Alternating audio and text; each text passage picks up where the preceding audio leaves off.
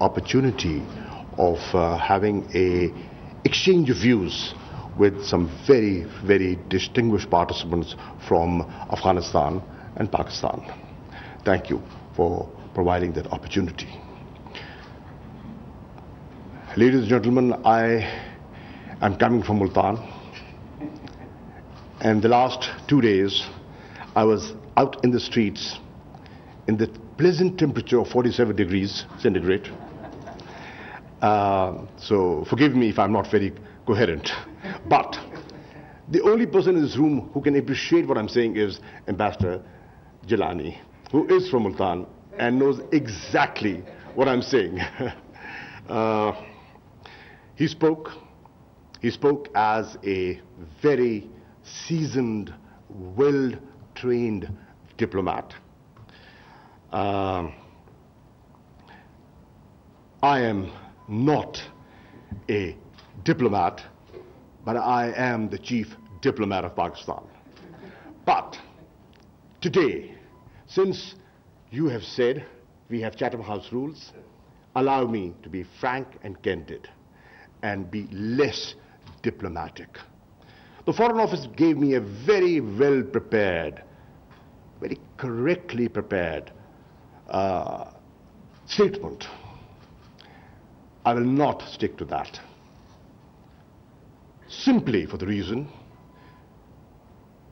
I think the issue in Afghanistan today is political, and the solution that we are advocating is a negotiated political settlement. So I would prefer to speak as a politician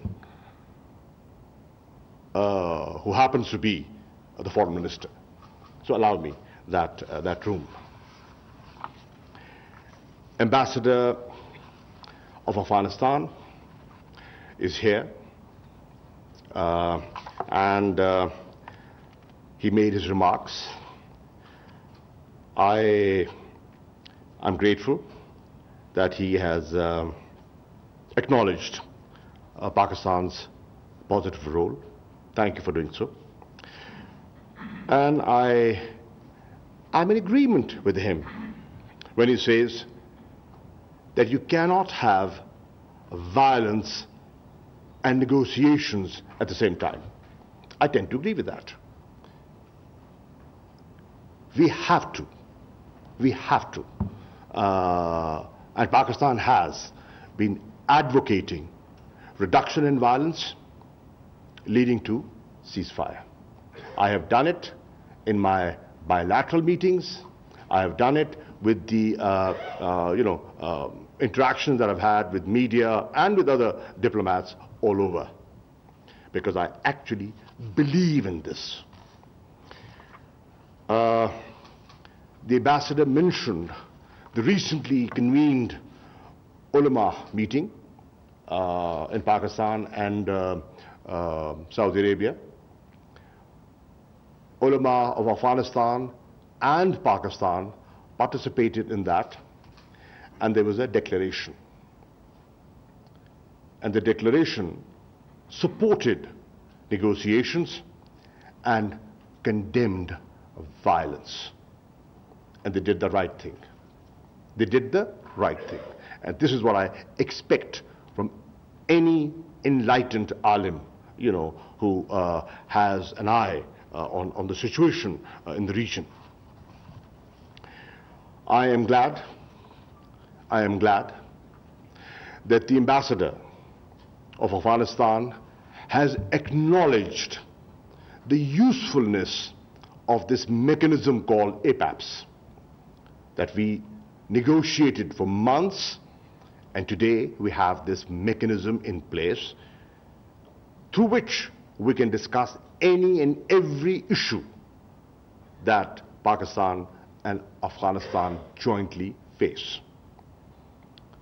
So that reinforces my point that I have been making repeatedly, that public statements that vitiate the climate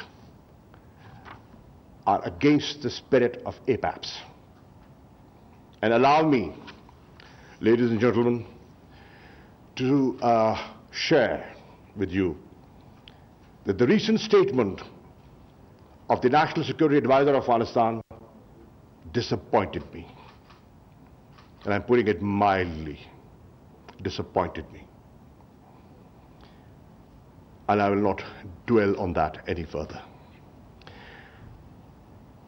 Christian Turner, our High Commissioner, has very rightly said that this is a pivotal moment. Cannot disagree with you, sir. Cannot. Thank you for acknowledging Pakistan's constructive and positive role in the peace process. And I want to share with you, ladies and gentlemen, I was in New York for a different reason, and I had an opportunity of interacting with a number of congressmen over there.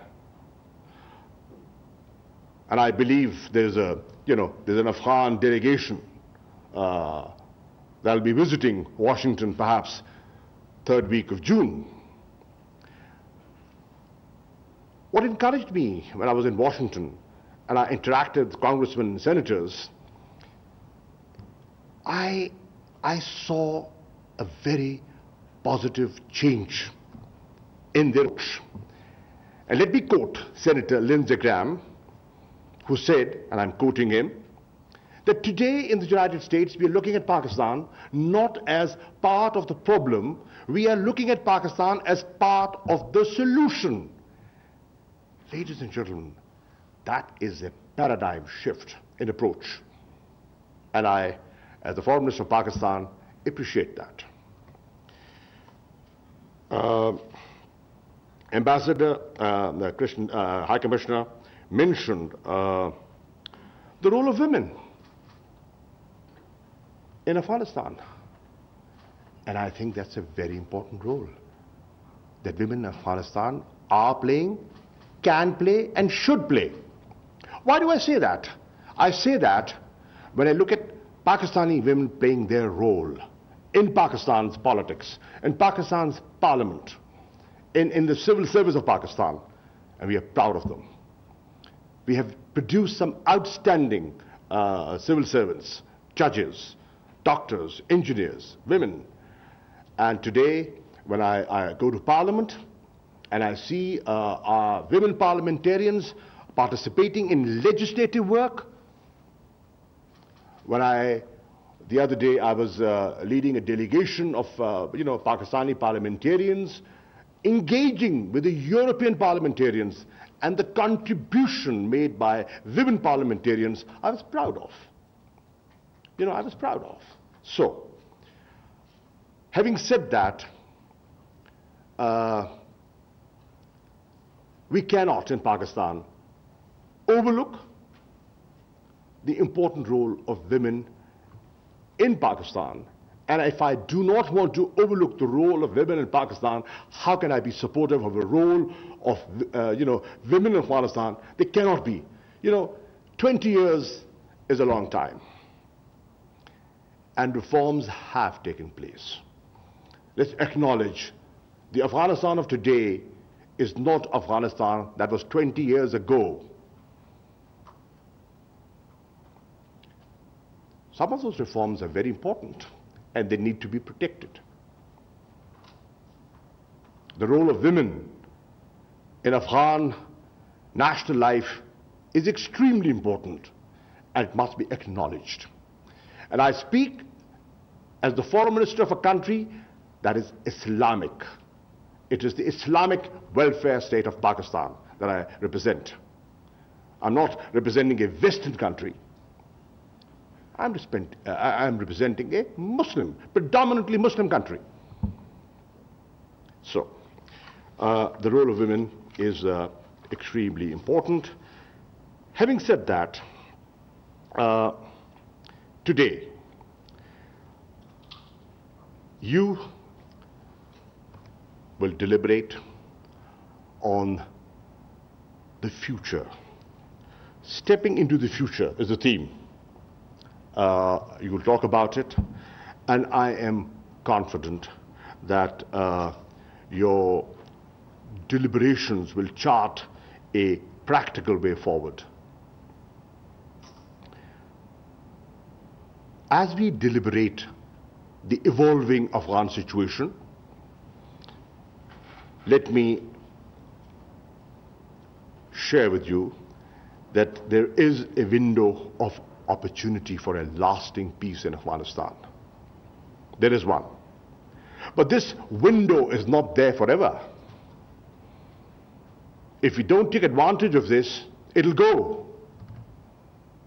And as Ambassador Jilani said, God forbid, we could be sucked back into the 90s, which we do not want.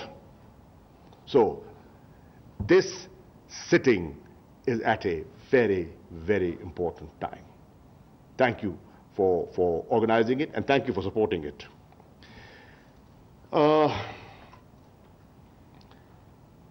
The Afghan leadership has to seize this opportunity for a negotiated political settlement. Pakistan and my Prime Minister, Imran Khan, has been advocating for years that there is no military solution to Afghanistan. The only way forward is a negotiated political settlement. Many, the so-called liberals, accused him of being Taliban Khan. But today, the world is recognizing what he said years ago, when it was not fashionable to talk about a negotiated settlement.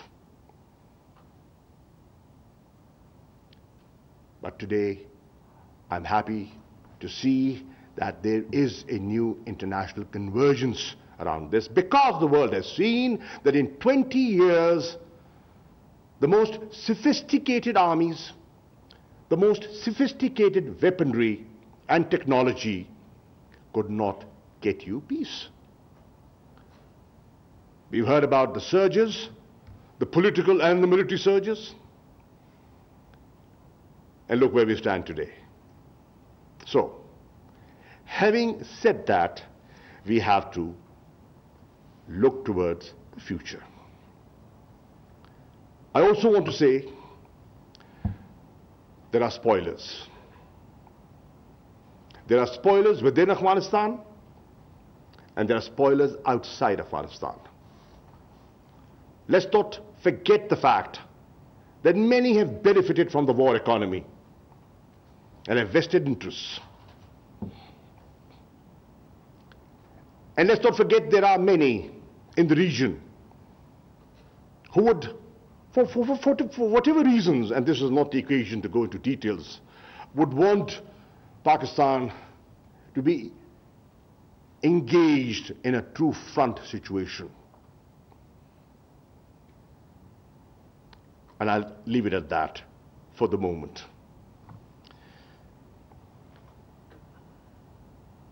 Blame game is very easy.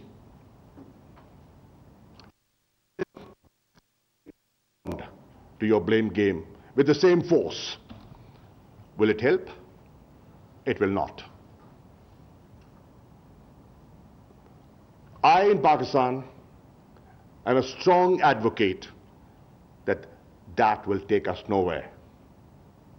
I hope there is realization on the other side. And let me also acknowledge the fact that when I interact with Foreign Minister Hanif Atmar, I find him to be a very, very reasonable, educated, sophisticated man.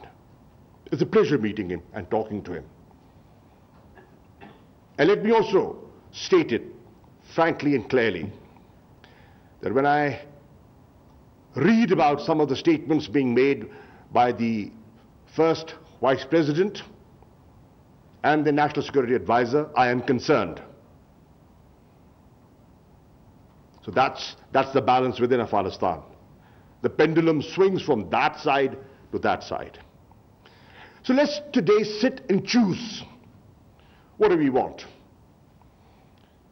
We've been in this blame game for decades. We can continue playing that game in the foreseeable future. But how will that help Afghanistan? How will that help Pakistan? And how will that help this region. Let's deliberate upon it. And if it does, let's continue to do it. And if it doesn't, we should stop it. And now's the time to stop it. So, in my view, many impediments. One of the biggest impediment that I see is lack of trust. Lack of trust within Afghanistan, people sitting across the table negotiating. They don't trust each other. And at times, let me accept the fact that there's a trust deficit between Pakistan and Afghanistan. Why do I say that? I say that in the last 3 years, as Foreign Minister of Pakistan, I've been traveling to Kabul, and I've met the leadership over there. Met President Ashraf Ghani, the Foreign Minister, and the rest. I recall clearly traveling with Prime Minister Imran Khan to Kabul in a small group. Prime Minister of Pakistan was there, I was there, Foreign Secretary was there, DG ISI was there.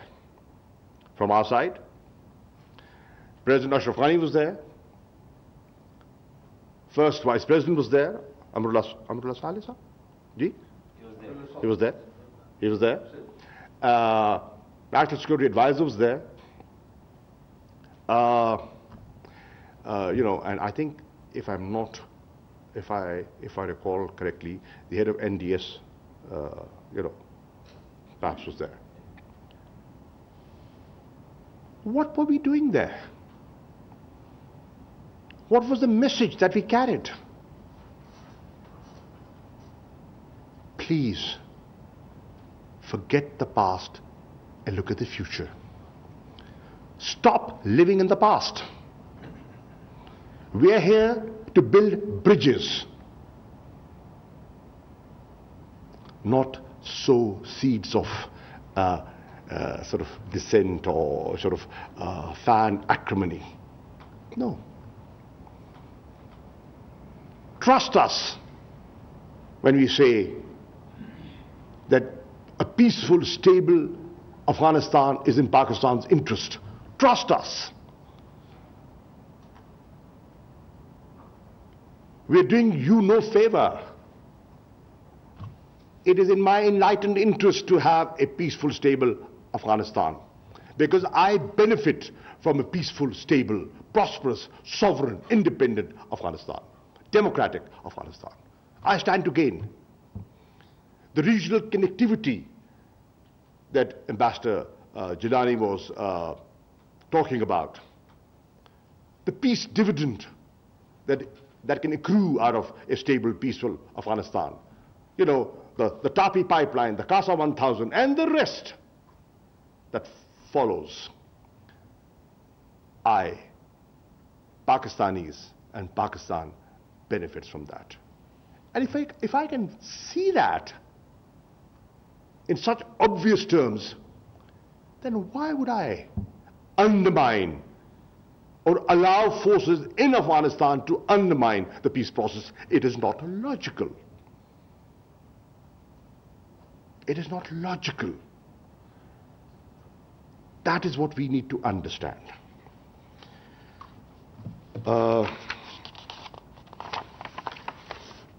What is Pakistan's objective?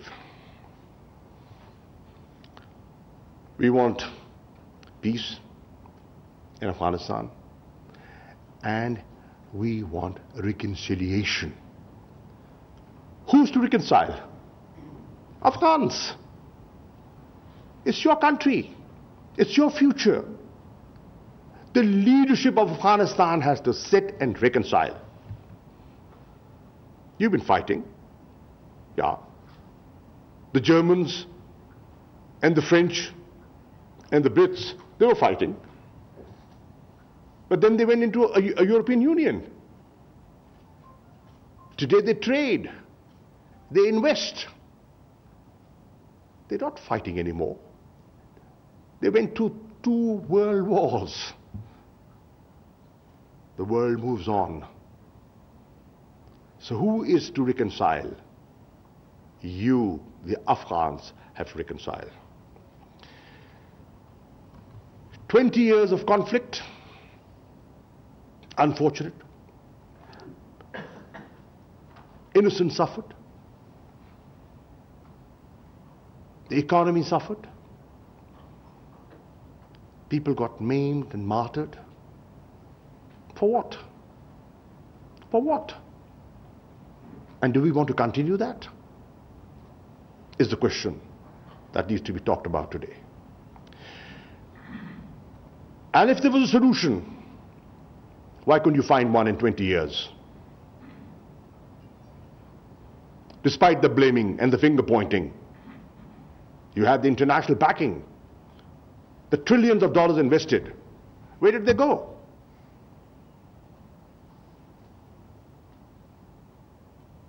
That is what we need to sit and ponder over. Even when today a decision has been taken of withdrawal, the United States has taken a decision that they will withdraw by September 2021. In my assessment, it will take place earlier. Perhaps, and correct me, Ambassador Sadiq is here, who is more knowledgeable than I am, perhaps 50% have already withdrawn. And the process might be completed much earlier than September. But the fact of the matter is, when the United States and the coalition forces were present in Afghanistan, fully in place, with their bases and everything, 40 to 45%, I mean, we can disagree with the percentage, of an area was being controlled by the Taliban. That's a fact. And if you do not accept that fact, then we're not calling a spade a spade.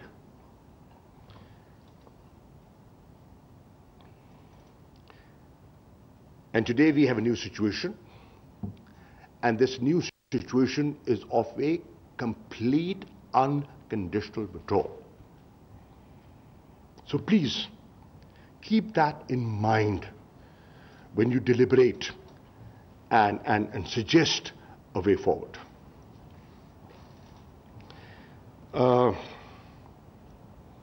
In my view, and the ambassador of Afghanistan has acknowledged that the peace agreement, the US-Taliban peace agreement in Doha, was a step forward. The positive role played by Pakistan in bringing them to the negotiating table must be acknowledged. Must be acknowledged.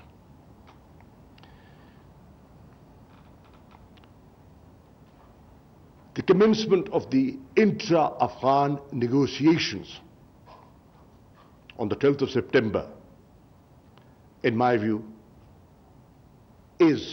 was a positive development.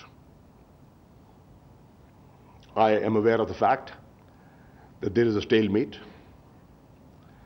and things haven't moved with the same speed as one desired. But that's a positive step forward.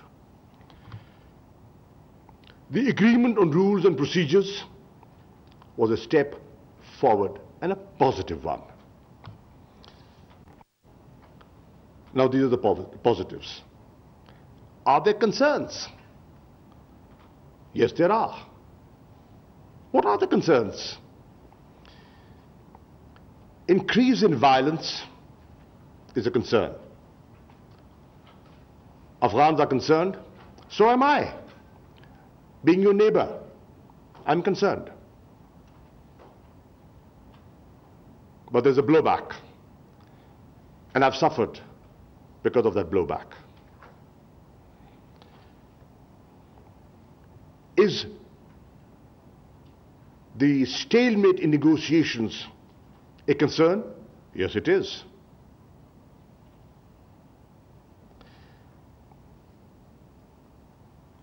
Fear of reforms, social and political reforms in Afghanistan, is it a concern? Yes, it is. For many. For some of you sitting here, it's a concern. And we have to acknowledge that.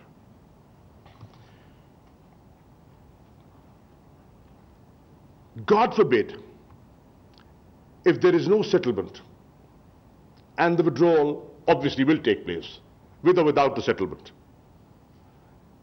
God forbid, we are sucked back into the 90s, and there is anarchy, civil war. Is that a concern? Yes, it is.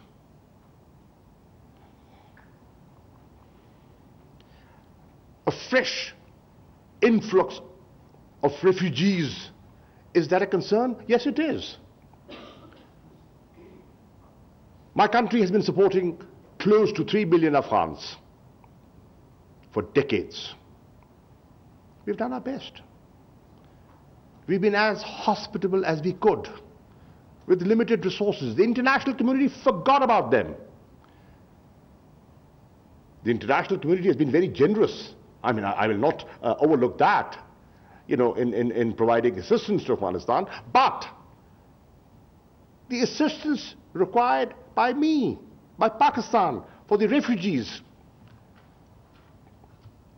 Let's discuss the numbers. And if there's an additionality, is that a concern? Yes, it is.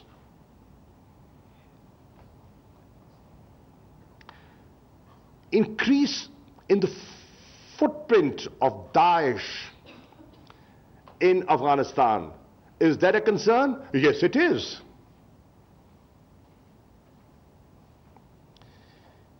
And if things, God forbid, go wrong, and that creates space for international terrorist organizations within Afghanistan, is that a concern?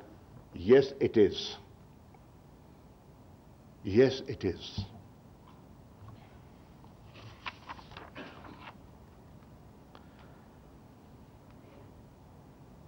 Pakistan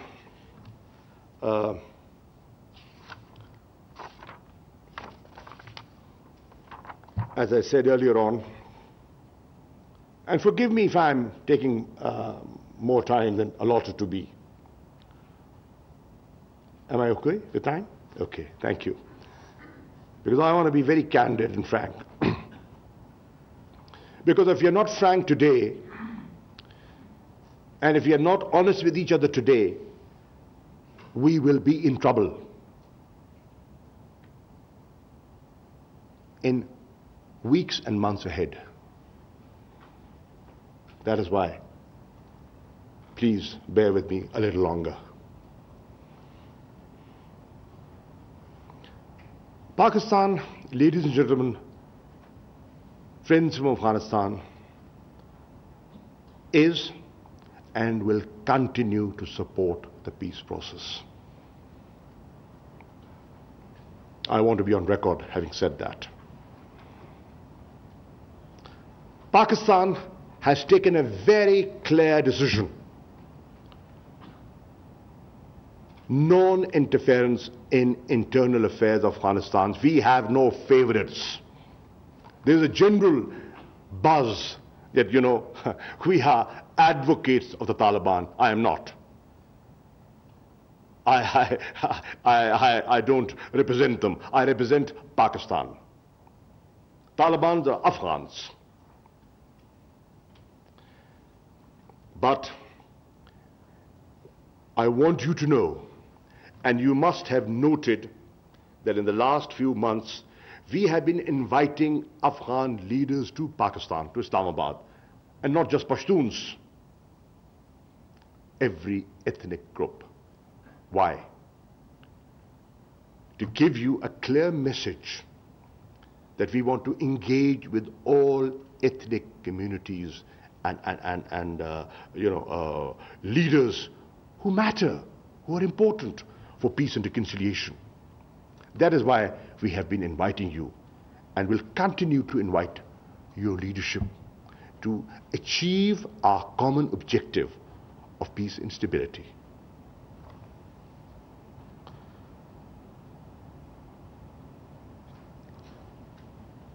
The concept of strategic depth that at times I hear people talk about is outdated. It's outdated. Stop living in the past.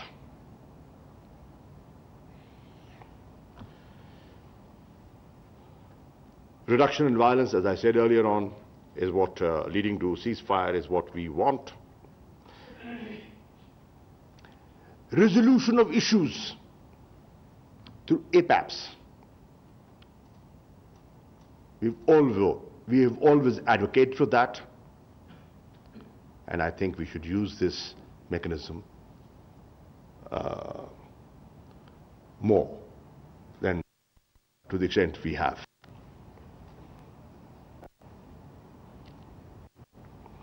Regional connectivity is what we desire. Our government has shifted its focus from geopolitics to geoeconomics. What does that mean? It means that today we feel that Pakistan requires economic security. And for economic security, we need peace. We need peace in Afghanistan, and frankly, we need peace with our eastern neighbor. So that we have a period of stability. And in this period of stability, we can concentrate, and I speak now not as the foreign minister, I speak as the vice chairman of the party that is governing Pakistan. So that in this period, we can concentrate on economy of the Pakistan. We want to stabilize our economy. We want to promote investments. We want to promote. How can we do that without regional connectivity? North, south, east, west. So, we have clarity that regional connectivity will help Afghanistan, Pakistan, and the region.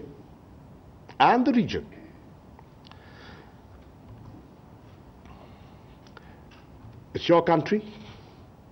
You will sit and decide what kind of future you want, what kind of constitution you want. Your decisions. What we are saying is, whatever the outcomes of your negotiations, we will respect them. What else do you want from us? We will respect them.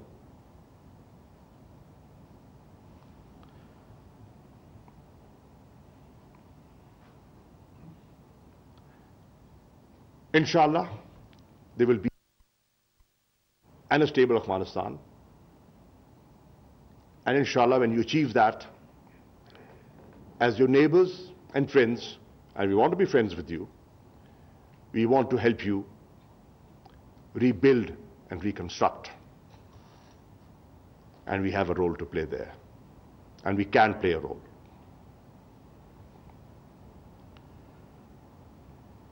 And I feel that we've hosted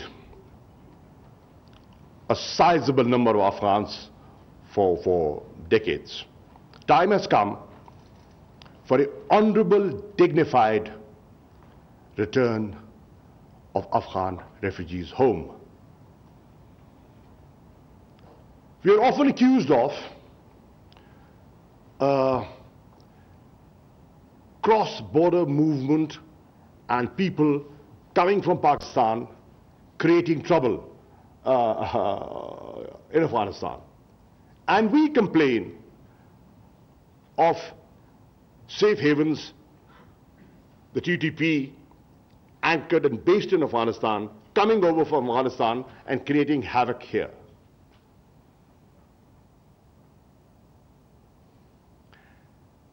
May I suggest,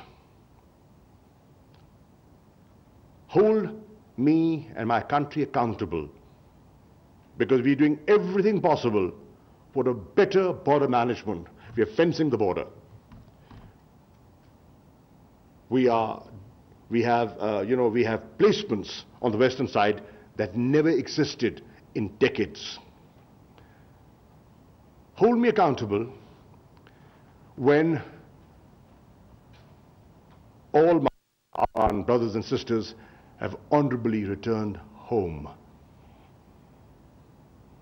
And then, if there are movements and there's trouble, we will shoulder responsibility. When you have thousands of people, and for decades, this porous border, in and out, and I don't even want to go into the history of the Soviet era the international machinations that went along. So then can we be held accountable and more responsible for doing our bit, and we will.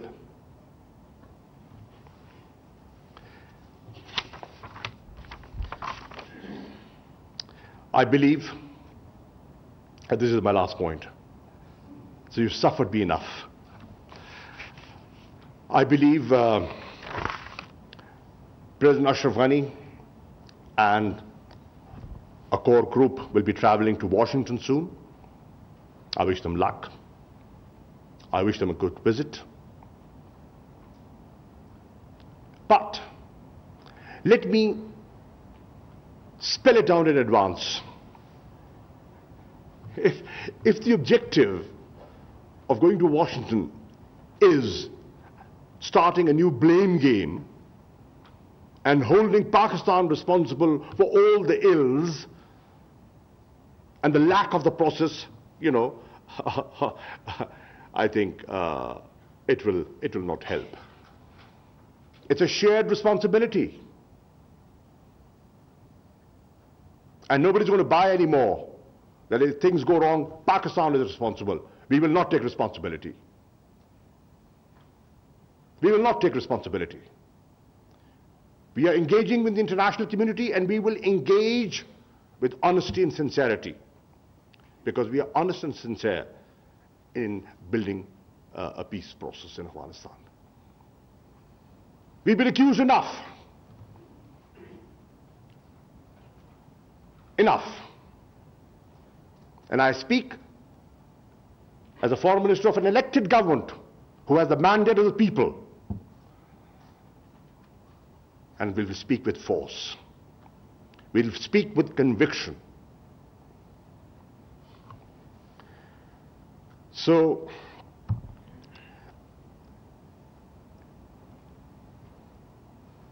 my message is that you have. What is the debate going on? The debate in Afghanistan is today, there is a school of thought that says that the way forward is the Islamic Republic of Afghanistan. Right? And there is a school of thought that says that the future of Afghanistan is the Islamic Emirate of Afghanistan. That's your debate. Iron it out. And find people who can find a way forward. Afghanistan today needs leadership. I mean, it's not for me to speak for you, but I mean, as someone who's concerned, I want to say this. Afghanistan needs leadership. that can negotiate a successful outcome, that can transit this country into peace, and is not worried about perpetuation, hanging on to power. Hanging on to power. Individuals are important. Nations are even more important.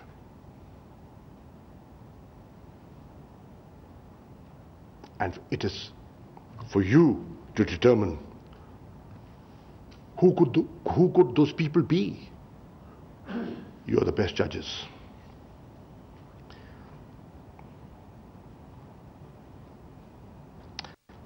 Pakistan wants to partner with you, with the region, and the United States to counter terrorism. Because we've suffered. We've paid a price. We've lost lives. Our soldiers have been martyred. Innocent Pakistanis, our mosques, imam bargahs, our bus stations have been bombed, suicide bombings. We faced that. Our economy has suffered. So, we are willing to be partners.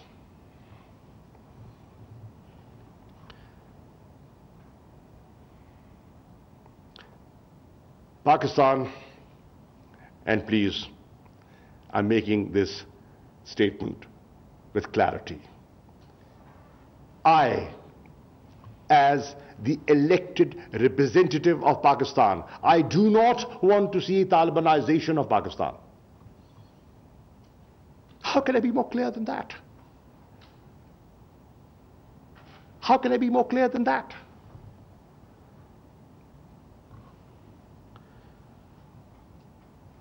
Because my Pakistan is Jinnah's Pakistan. In the values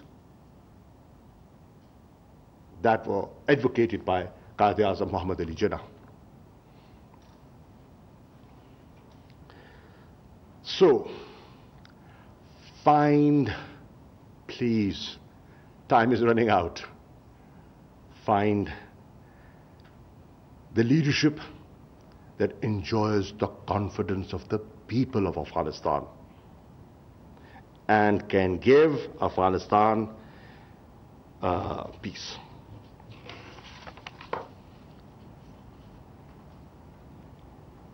Regional powers will matter. A regional approach will matter when we are talking of peace and reconciliation. They will matter. We've just had a trilateral China, Afghanistan, Pakistan. I participated in that. I just had a trilateral Turkey, Afghanistan, Pakistan. I was in Istanbul for that. I was in Tehran, and I've had good conversations with Foreign Minister Jawad Zarif. I'll be traveling to Turkey, and I've read an interesting statement made by President Erdogan today. I'll have the opportunity of meeting him and the Foreign Minister, Mevlut, inshallah, on the 18th to understand more about it. But please, show flexibility.